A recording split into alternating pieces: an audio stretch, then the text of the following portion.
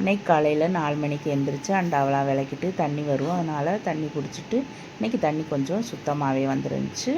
சாப்பாடும் நல்லா வெள்ளையாகவே இருக்கும். நான் ஒரு 2 வாரத்துக்கு அடுத்து இன்றைக்கி தான் தண்ணி நல்லா வந்திருக்கு. மழையெல்லாம் வெறிச்சிருச்சுல, அதனால் இன்றைக்கி குழம்பு வந்து கத்திரிக்காய் வெள்ளைப்பூடு போட்டு புளிக்குழம்பு, கோஸ் பொரியல் வைக்கிறதுக்கு பருப்பு வேக போட்டு கோஸை தாளித்து வெந்தோடனே பருப்பை ஊற்றிக்கலாம். இது வந்து சாப்பாடுமே நல்லா வெந்துருச்சு, அதையும் அடிச்சுக்கிடலாம். குழம்பு வந்து நல்லா கொதித்து வற்றணும், அப்போதையும் குழம்பு வந்து நல்லா ருசியாக இருக்கும்.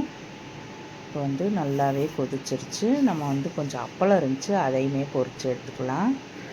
நல்லா பொரித்து எடுத்துகிட்டு கருவாடு, திருக்க மீன் கருவாடு வாங்கிட்டு வந்திருந்தாங்க, அதையுமே வறுத்துக்கலாம். இன்றைக்கி வந்து வெங்காயமும் பச்சை மிளகாயும் போட்டு கருவாட்டை வறுத்துட்டு சோறு, அப்பளம், கோஸ் பொரியல், அப்புறமா கத்திரிக்காய் வெள்ளைப்பூடு போட்டு